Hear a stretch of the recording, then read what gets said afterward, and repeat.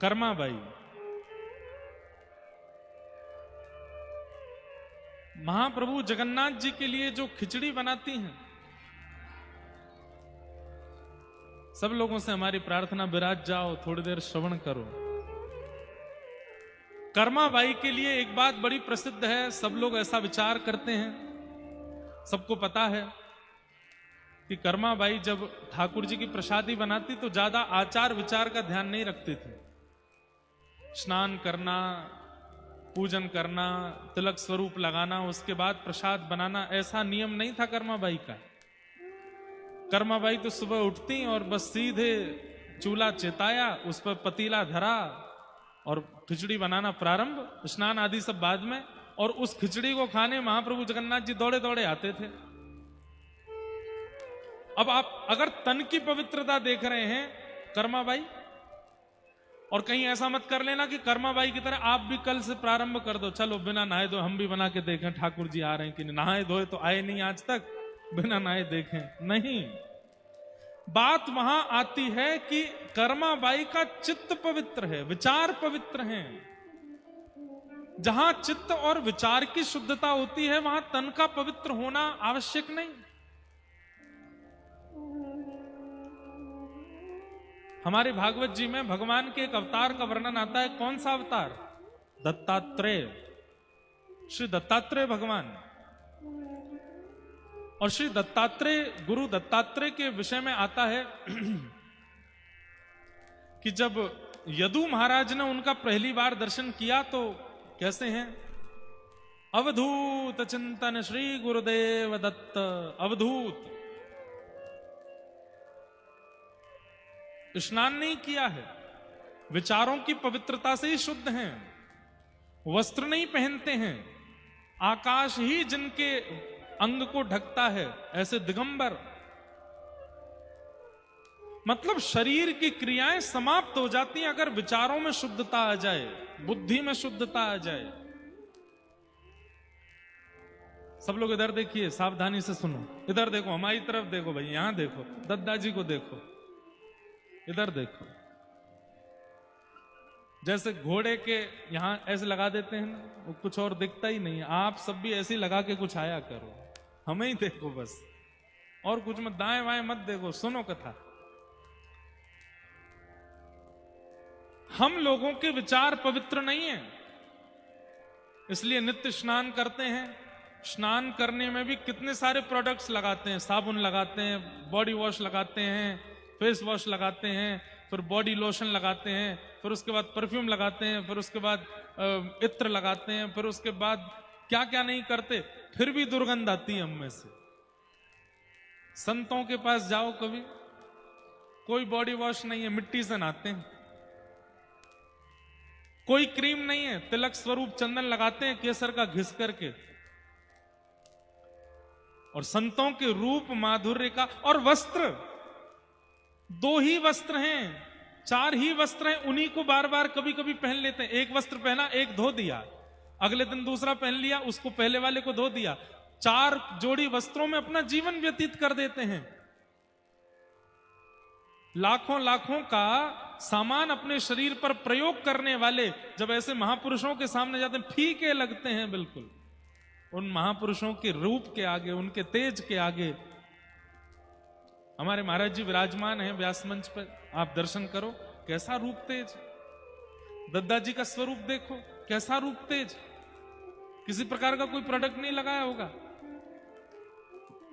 हमारे भारत के संतों का दर्शन करो, कभी हमारे रमन रीति वाले पूज्य महाराज जी, श्री व्रजमंडल के, जिनको नंद बाबा कहते हैं, ऐसे हमारे परम पूजनीय प्रातस्मरणीय श्री गुरु शरणानंद जी महाराज, कभी उनका रूप देखो।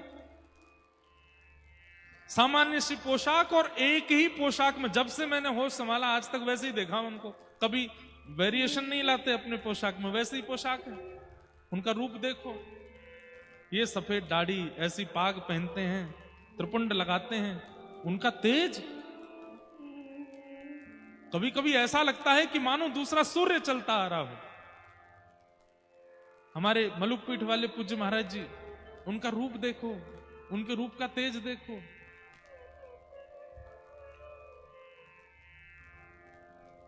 हमारे रमनदीति वाले महाराज जी, मलुकपीठ वाले महाराज जी से सब अवगत हैं, पर उनसे भी ज्यादा अवगत लोग प्रेमानंद जी महाराज से हैं। उनका रूप देखो, क्या लगाते हैं? मुख पे कोई क्रीम लगाते हैं ना,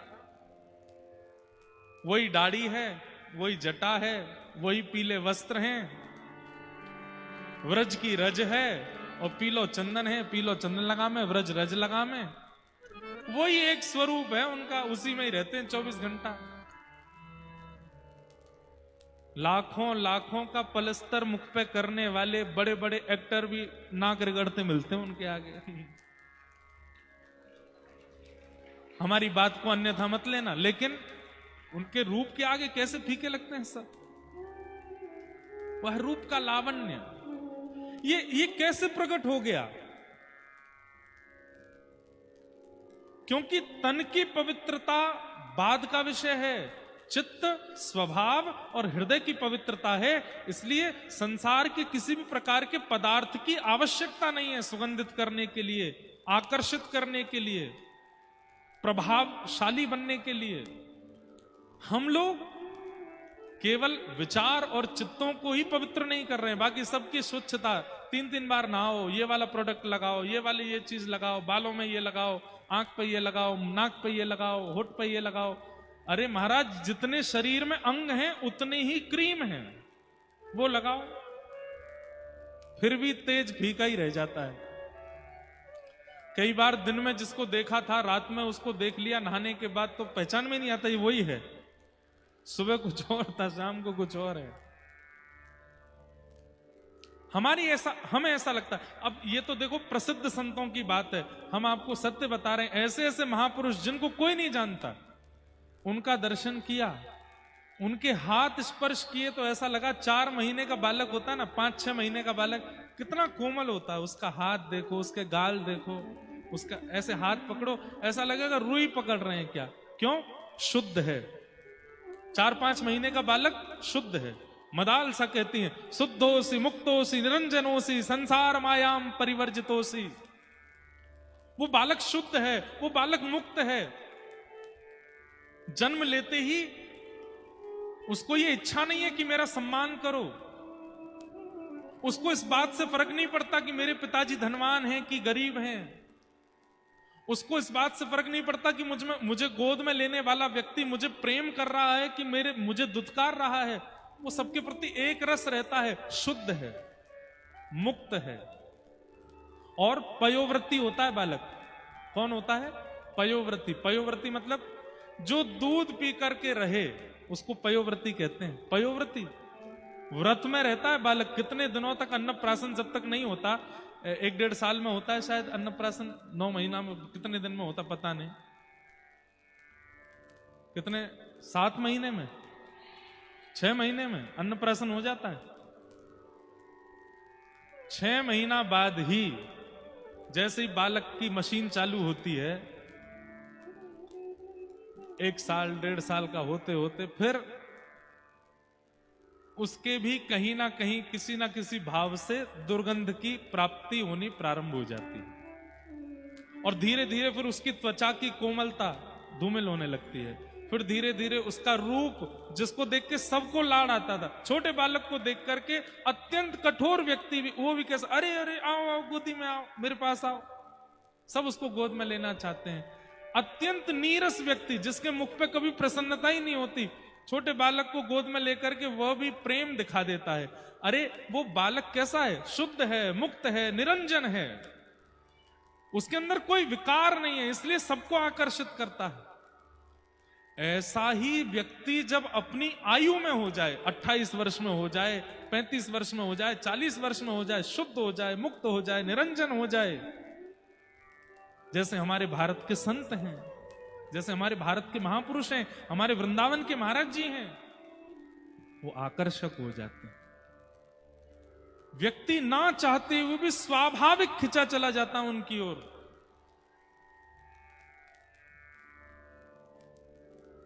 हमारे वृंदावन में एक बहुत बड़ा डाकू रहता था, उसका नाम था नरवाहन। क्या नाम था? नरवाहन। हितरवंश महाप्रभु जब श्री राधा वल्लभ लाल जी को लेकर के वृंदावन आए, तब नरवाहन का बड़ा बोलबाला था। किसी ने हितरवंश महाप्रभु से कहा, आप ठाकुर जी लेके आए हो, इतने सारे सोने चांदी हीरे जवाहरात इनके साथ लेके आए हो, एक बार नरवाहन से मिल लीजिए, वो यहां का डाकू है, आप उससे मिल लेंगे, उससे बातचीत कर लेंगे तो वो मंदिर की संपत्ति को हरण नहीं करेगा। तो महाप्रभु जी बोले, हम किसी डाकू डकैत के पास नहीं जाएंगे, हमारे ठाकुर जी हमारी रक्षा कर लेंगे, हम नहीं जा रहे किसी के पास। ये बात किसी ने जाके नरवाहन को बता दी कि हितरवंश महाप्रभु तो ऐसे कह रहे हैं, हम किसी डाकू डकैत के पास नहीं जाएंगे, उसको गरज पड़े तो वो आ जाए। नरवाहन बोला, अच्छा मेरे ईगो को ठेस पहुंचा रहे हैं, बता, अभी पता नहीं है मैं कौन हूं। और नरवाहन अपनी तलवार आदि लेकर के महाराज पहुंच गया। राधा वल्लभ जी विराजमान थे उस समय, मदन टेर, ऊंची ठौर, मंदिर नहीं था, निकुंज में विराजते थे ठाकुर जी। जैसे ही पहुंचा नरवाहन, सुबह सुबह का समय, राधा वल्लभ जी का श्रृंगार करके हितरवंश महाप्रभु सामने बैठकर के पद गा रहे थे, और तभी नरवाहन पहुंचा। नरवाहन ने जैसे ही निकुंज को अपनी तलवार से अलग किया तो पीछे थोड़ी छटपटाहट सी हुई, थोड़ी जब वृक्ष वल्लरियां हिली,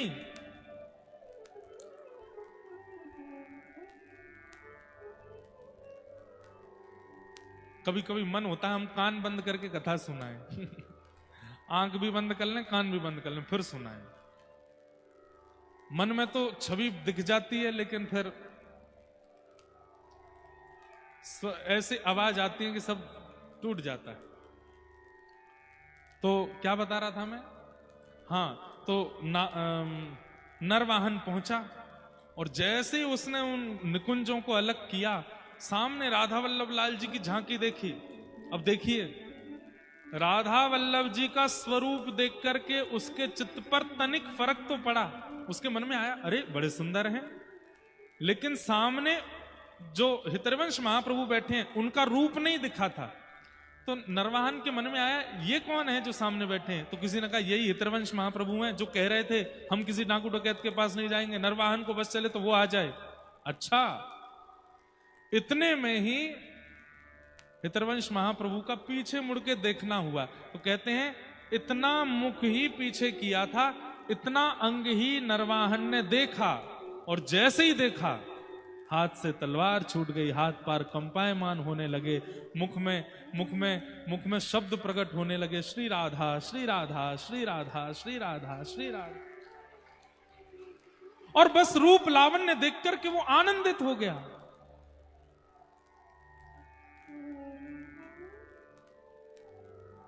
जिनका चित्त शुद्ध होता है, जिनके विचार शुद्ध होते हैं, बोलना तो बहुत दूर की बात है, उनकी उपस्थिति, उनका रूप लावण्य ही कल्याण कर देता है, रूप लावण्य ही समाधान कर देता है, उनका रूप स्वरूप ही आनंदित कर देता है।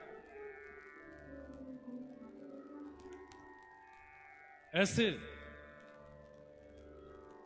श्री, तो हम क्या निवेदन करें? कर्माबाई, तो कर्माबाई शरीर से इतनी पवित्रता का ध्यान नहीं रखती थी, पर मन से, वचन से बड़ी पवित्र। तो एक बार किसी संत ने कर्माबाई को टोक दिया, कर्मा रोज जगन्नाथ जी आते हैं तुम्हारे पास? बोले हाँ रोज आते हैं। कैसे आते हैं? भैया बात मत करो मंच पे बैठ के, थोड़ी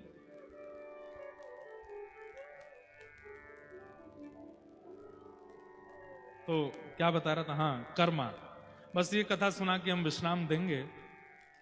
तो कर्माबाई से किसी ने कह दिया, कर्मा रोज जगन्नाथ जी आते हैं? अच्छा, कर्माबाई के यहाँ रोज सुबह सुबह भीड़ लगती थी लोगों की, क्योंकि जगन्नाथ जी जब आके प्रसाद पाके जाते तो जगन्नाथ जी की महक उसके घर से आती थी, जगन्नाथ जी की तन की माला वहां रह जाती थी, जगन्नाथ जी का कोई वस्त्र छूट जाता था, जगन्नाथ जी जहां बैठते थे तो वहां गोबर के चौका थोड़ा गीला हो जाता था, सब उसका दर्शन करने आते थे। कभी तुलसी पत्र, कभी पुष्पों की माला, सब पड़ी मिलती। तो एक बार एक संत आए, उन्होंने जब दर्शन किया तो बोले, कर्माबाई हमको बड़ा आनंद आया, हमको अनुभव हुआ कि ठाकुर जी यहाँ आते हैं। पर हमें एक बात पता चली, क्या आप स्नान नहीं करते प्रसाद बनाने से पहले? आप आचार विचार का ध्यान नहीं रखते? तो कर्माबाई ने हाथ जोड़े, भगवान बचपन से वही आदत बन गई, ठाकुर जी बड़ी जल्दी में रहते हैं, तो सुबह सुबह बस जल्दी जल्दी में प्रसाद सिद्ध करके पवा देती हूं। संत बोले, देखो एक बात तुम्हें बताऊं, क्या? ये तुम्हारे पूर्व जन्म के सत्कर्म हैं, जिसके फलस्वरूप ठाकुर जी तुम्हारे यहां प्रसाद पाने आ रहे हैं। जिस दिन वो फल समाप्त हो जाएंगे, जिस दिन वो फल समाप्त हो जाएंगे, ठाकुर जी आना बंद कर देंगे। अगर तुम चाहती हो कि ठाकुर जी सदा सर्वदा तुम्हारे यहां आते रहें, उसके लिए तुम नियम करना शुरू कर दो। तो कर्माबाई बोली, मैं सब करूंगी, ठाकुर जी का आना बंद ना हो, आप कृपा करके मुझे बताओ। तो महात्मा ने नियम बताया, सुबह उठते स्नान करो। और कितने बजे आते हैं ठाकुर जी? बोले 4:30-5 बजे आ जाते हैं, सुबह सुबह भोर में, मंगला में। तो तुम 2 बजे उठा करो रात्रि में, और 2-2:30 बजे उठ करके पहले शुद्ध जल से स्नान करो, फिर समुद्र में जाके स्नान करो, फिर समुद्र से लौटकर आके फिर शुद्ध जल से स्नान करो। 3 बार तो स्नान बता दिया। उसके बाद कोरी साड़ी पहनो, अपरस में, किसी ने छुई ना हो वो, और कुआ के जल से धोई गई हो, कुआ का जल निकाल के उससे धो करके सुखा के उसको पहनो। फिर तिलक लगाओ, स्वरूप लगाओ, और उसके बाद में चूल्हा का पूजन करो, जो लकड़ियां उसमें पधराओ उनका पूजन करो, जो पात्र पधराओ उसका पूजन करो, जितनी सामग्री डालो सब सामग्रियों को प्रणाम कर करके डालो। नाक पे पट्टी बांध करके, सुगंधी नहीं आनी चाहिए। कर्माबाई सब लिखती गई, बोले जी जी जी, ऐसा ही करूंगी, ऐसा ही करूंगी, ऐसा ही करूंगी। 25 नियम बता दिए कर्माबाई को, और बोले अगर तुमने ऐसा किया तो ठाकुर जी तुम्हारे यहां आना कभी बंद नहीं करेंगे। कर्माबाई बोली ठीक है। अगले दिन सुबह सुबह उठ गई, 2 बजे उठ करके स्नान करने गई, स्नान करके समुद्र स्नान करने गई, समुद्र स्नान कर फिर घर पे आके स्नान किया, फिर कोरी साड़ी निकाली, कुआ के जल से धो के थोड़ी निचोड़ के सुखाई, वो पहनी। इतने में बज गए 4:30। अब कर्माबाई यहाँ पे पूजा की थाली सजा के बैठी हैं, चूल्हा का पूजन कर रही हैं। इतने में दरवाजा खटखटाया, जगन्नाथ जी आ गए, खोलो। उठ करके गई, द्वार खोला, महाप्रभु जगन्नाथ जी आकर के बैठ गए अपने आसन पे, सुभद्रा जी बैठ गई, बलभद्र जी भी आ गए। कर्माबाई को देखा क्या कर रही हैं, अभी तो चूल्हा का पूजन शुरू हुआ है। षोडशोपचार बता के गए पंडित जी, यहाँ पे रोटी डालना, यहाँ पे चावल डालना, यहाँ पे अक्षत डालना, यहाँ पे ये करना, इनको प्रणाम, इन देवता को, अन्नपूर्णा को प्रणाम। ठाकुर जी बैठे बैठे देख रहे हैं, मां कितनी देर और लगेगी? कर्मा बोली बैठे रहो, अभी अभी अभी बना रही हूं। अब एक एक सामग्री डालें, दाल को प्रणाम करें, चावल को प्रणाम करें, घी को प्रणाम करें, सब नमक को प्रणाम करें, उसमें जो भी वस्तु डालनी सबको प्रणाम कर करके डाले। तभी ठाकुर जी बोले जल्दी कर मां जल्दी कर, अरे जल्दी कर, मंदिर खुलवे को समय है, क्यों मुझे जानो है। तभी उनका नाम कर्मा पड़ा, जल्दी कर्मा। लेकिन इतनी विलंब हो गई कर्माबाई, ठाकुर जी ने जब प्रसाद पाया, थोड़ा सा ही पाया, और थोड़ा सा पा करके ठाकुर जी दौड़े। कर्माबाई बोली आज तक ऐसा नहीं हुआ, पूरा प्रसाद ठाकुर जी पाके जाते हैं, आज आधा अधूरा पाके गए, क्या बात हो गई। कर्माबाई रोती रोती मंदिर गई, जगन्नाथ जी को देखते देखते पूछ रही, आज आपने इतना कम प्रसाद क्यों पाया? ठाकुर जी ने उत्तर दिया, आज तुमने इतना विलंब कर दिया। और मां एक बात सत्य बताऊं, आज तुमने क्या बनाया था? आज खिचड़ी में वो स्वाद नहीं था जो हमेशा आता है। कर्माबाई बोली आज मैंने पहले पवित्र जल से स्नान किया, फिर समुद्र के जल से स्नान किया, फिर पवित्र जल से स्नान किया, कुएं के जल से धुली हुई साड़ी पहनी, अपरस में तिलक स्वरूप लगा करके, एक एक वस्तु को प्रणाम करके, चूल्हा का पूजन करके, अग्नि का पूजन करके, अन्नपूर्णा का आवाहन करके। बोले बस इन सबको तो खिचड़ी में डाला, पर हमेशा जो प्रेम पिरोती थी कर्मा, वो नहीं डाला, इसलिए स्वाद नहीं आया। कर्माबाई बोली बिना नहाए धोए तो आपकी पूजा भी नहीं होती, बिना नहाए धोए तो आपकी सेवा भी नहीं होती, बिना नहाए धोए तो आपका कोई आराधन भी नहीं होता। आपके शास्त्र कहते हैं कि स्नान करना चाहिए, शुद्ध अवस्था, पवित्र अवस्था। ठाकुर जी बोले जिनके विचार पवित्र नहीं है, जिनकी बुद्धि पवित्र नहीं है, जिनके चित्त में सीधापन नहीं है, भोले नहीं है हृदय से, उनको स्नान की आवश्यकता है, उनको नियम की आवश्यकता है, उनको अपरस की आवश्यकता है। पर कर्मा, तू हृदय की इतनी भोली है, तू विचारों से इतनी समझदार है, तू हृदय की इतनी ज्यादा पवित्र है कि तेरे स्नान से हमको कोई औपचारिकता नहीं चाहिए, तू तो बस बनाया कर, हम आएंगे पावे। कर्माबाई ने अगले दिन फिर से बिना नहाए धोए जैसे बनाती बनाई, जैसे ही बनाई ठाकुर जी फिर दौड़ करके आए, आकर के प्रेम से पाया। तन की पवित्रता नहीं, मन की पवित्रता, हृदय की पवित्रता, विचारों की पवित्रता,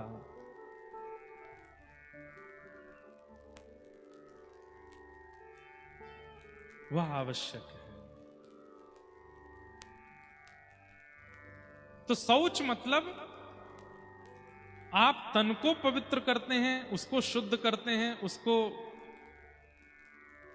शुद्ध करने का प्रयास करते हैं, वो एक बात है। हृदय पवित्र हो, विचार पवित्र हो, नकारात्मकता नहीं, छींक आ गई, ओहो अब शगुन हो गया, अब तो सफर नहीं करेंगे, बिल्ली रास्ता काट गई, अब सफर नहीं करेंगे, अरे कौन हो रहा है, अब सफर नहीं करेंगे। ठाकुर जी का नाम लीजिए, अपनी हर क्रिया में प्रविष्ट हुआ कीजिए, विचारों से इतने संकीर्ण होने की कोई बात नहीं है। अभी तक कमाई बहुत बढ़िया चल रही थी, अचानक से रुक गई, क्यों? उसने हम पर कुदृष्टि डाल दी है, उसने हमारे घर में बंधन करवा दिया है, उसने हमारे ऊपर प्रेत छोड़ दिया है। भैया देखो, ऐसा नहीं कह रहे कि हम भूत प्रेत नहीं होते, होते हैं, पर घर में व्यक्ति तभी रहता है जब उसको आप स्थान दे दोगे। अगर भूत प्रेत छोड़ने का काम होता ना, सबसे ज्यादा हम वक्ताओं के ऊपर ही छोड़े गए होते। व्यास जी पे लग जाओ, बड़ी कथा कर रहे हैं आजकल, यूं कर रहे हैं, लाओ इन पे ही भूत छोड़ दो एक। भाई जब आप हृदय से पवित्र होगे, विचारों से पवित्र होगे, और इतना अवकाश आपके शरीर में नहीं होगा कि कहीं भी भूत आ सके, तो कैसे कोई प्रेत आ जाएगा? सब जगह ठाकुर जी बैठा रखे हैं। तन में श्री कृष्ण, मन में श्री कृष्ण, नेत्रों में कृष्ण, कानों में कृष्ण, बुद्धि में कृष्ण, नासिका में कृष्ण, जिह्वा में कृष्ण, हाथों में कृष्ण, उदर में कृष्ण। सब जगह जब कृष्ण ही बैठे हैं तो वहां भूत कैसे चला जाएगा? जब आपका अंग प्रत्यंग कृष्ण विहीन हो जाता है, तब निश्चित कोई ना कोई प्रेत आपको पकड़ लेता है, कोई ना कोई प्रेत आपके ऊपर बाधा बनकर के आ सकता है। कृष्ण तन कृष्ण मन कृष्ण ही हमारो धन, आठों याम ऊधो हमें कृष्ण ही सो काम है। चलत कृष्ण, दिखत कृष्ण, बोलत कृष्ण, नृतत कृष्ण, सब कृष्ण।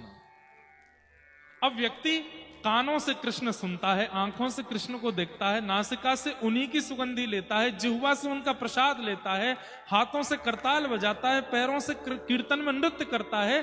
किसी भी इंद्रिय से अवकाश दिया ही नहीं है, तो फिर भूत कैसे आ जाएगा? घर में कमरा खाली है तो उसमें कोई भी आकर के रह सकता है, पर सारे कमरों में लोग बैठे तो फिर कोई कैसे आ जाएगा? ये हमारे शरीर की जितनी इंद्रियां हैं सब कमरे हैं, और इन समस्त कमरों में अगर कृष्ण बैठे हैं तो फिर कोई कैसे आ जाएगा? कोई कैसे आक्रमण करेगा? हमारे श्री डोंगरे जी महाराज, भारत के बहुत बड़े कथा वक्ता, वे कहते थे, एक भी इंद्रिय को कृष्ण चिंतन से वंचित मत कीजिए।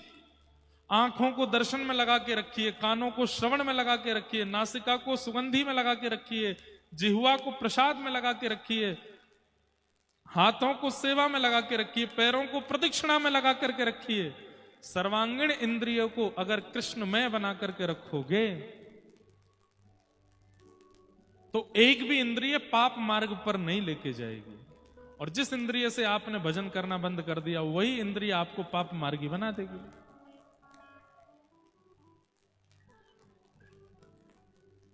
शौच यानी कि पवित्रता, विचारों की पवित्रता, बुद्धि की पवित्रता, संबंधों की पवित्रता,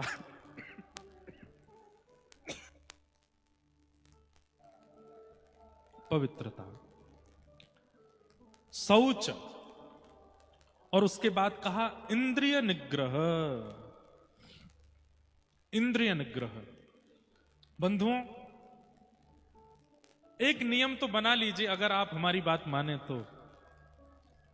कटनी की कल इस कथा के विश्राम के पश्चात एक नियम तो कथा का धारण कर लीजिए। क्या?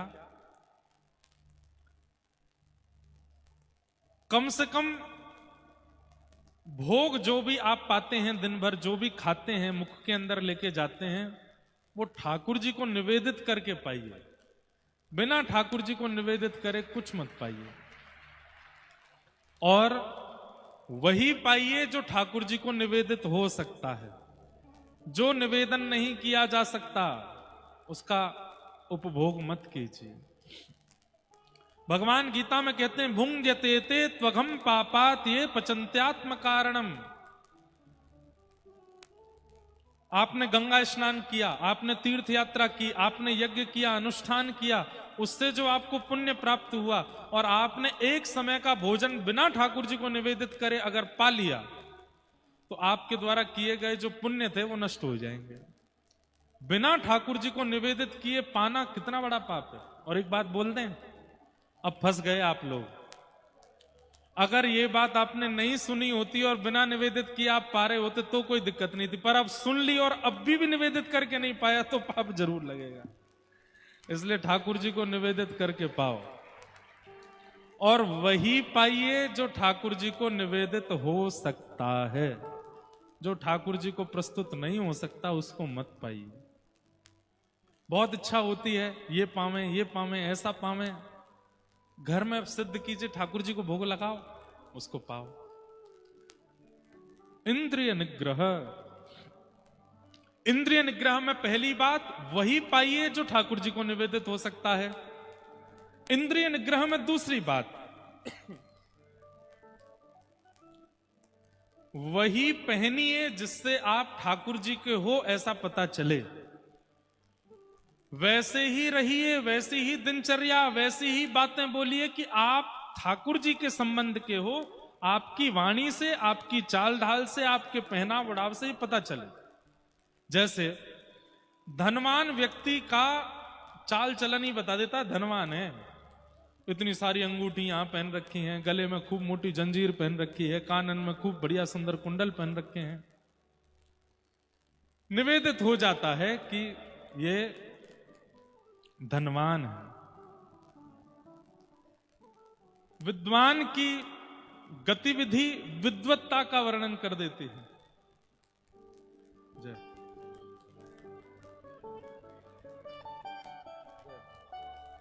आज बड़ी कृपा है, हमारे मध्य प्रदेश के उप मुख्यमंत्री जी पधारे हैं।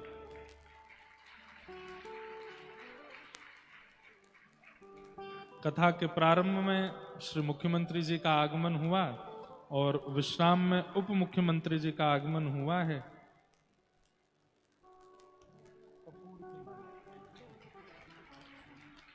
जय। आओ।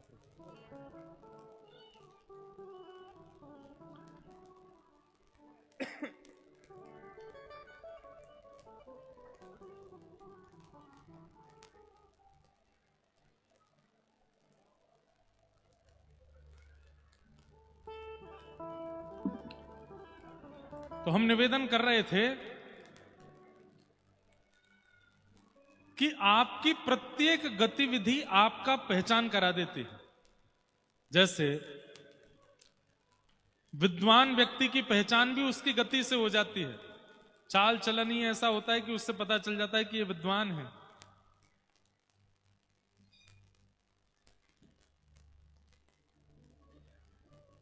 धनवान व्यक्ति की भी गतिविधि बता देती है कि वो धनवान है। 1.5-2 लाख रुपए का जो फोन है वो हाथ में लिए ही चलेंगे, उसको जेब में नहीं रखते, वो हाथ में ही रखते हैं ताकि पता चले हम पे ये है। क्यों? सब लोग अपना भेष धारण करते हैं, भक्त क्यों नहीं धारण करते? इंद्रिय निग्रह जो यहां दशकम धर्म लक्षणम में बताए गए हैं, उसमें इंद्रिय निग्रह का अर्थ यही है कि आपका रूप स्वरूप, जैसे ही आप किसी के सामने जाओ तो आपके रूप स्वरूप से यह बात पता चल जाए कि आप कौन हो। अब हम एक नाम बोलेंगे, वो नाम बोलते ही आपके चित्त में वो प्रकट नहीं होंगे जिनका नाम बोला, प्रकट कोई और होगा। भक्तिमती मीराबाई, मीराबाई का नाम लेते हैं, गोपाल जी चित्त में प्रकट हो जाते हैं। यह है इंद्रिय निग्रह। मीराबाई का नाम लेने से सुंदरता प्रकट नहीं हो रही, कोई स्त्री प्रकट नहीं हो रही, कोई लड़की है, कोई कन्या है, ऐसी भावना चित्त में नहीं आ रही है। मीराबाई का नाम लेते चित्त में ठाकुर जी प्रकट हो रहे हैं। ये मीराबाई की सफलता है।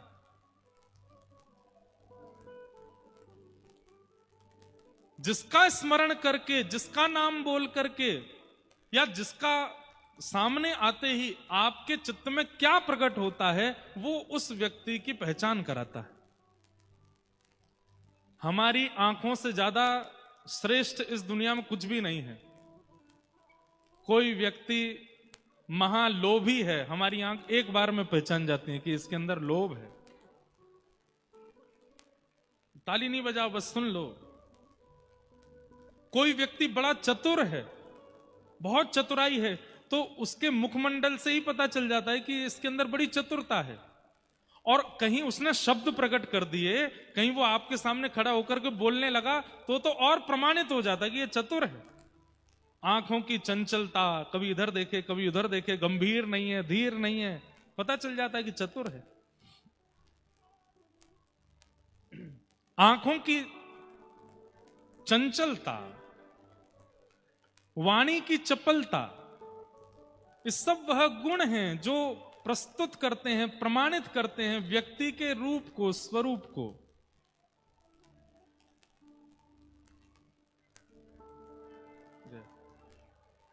श्री राधा रमण लाल की जय। परम कृपा आज पूज्य श्री राधा रमण लाल जी के परम सेवक एवं हमारे अग्रज भ्राता श्री पुंडरीक गोस्वामी जी महाराज पधारे हैं, उन्हें बारंबार प्रणाम। जय जय राधा रमण हरि बोल, जय जय राधा रमण हरि बोल, जय जय राधा रमण हरि बोल, जय जय राधा रमण हरि बोल, हरि बोल, हरि बोल, हरि बोल, हरि बोल, हरि बोल, हरि बोल, हरि बोल, हरि बोल, हरि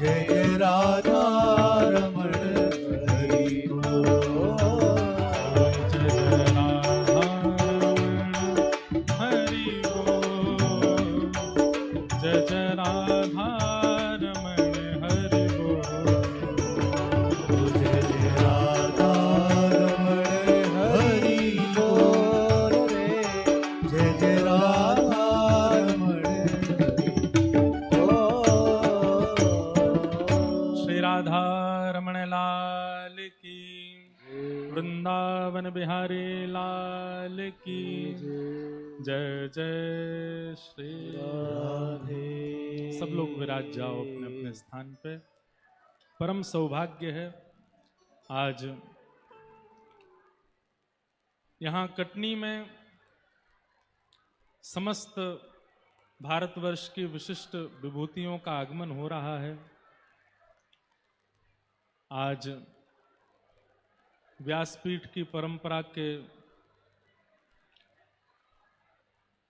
उत्ताल उर्मियों के रसमय संवाहक परम पूजनीय एवं हमारे अग्रज भ्राता स्वरूप श्री राधा रमण लाल जी के परम चरण सेवक श्री पुंडरीक गोस्वामी जी महाराज और साथ में ही हमारी भाभी माँ श्रीमती रेणुका गोस्वामी जी भी पधारी हैं।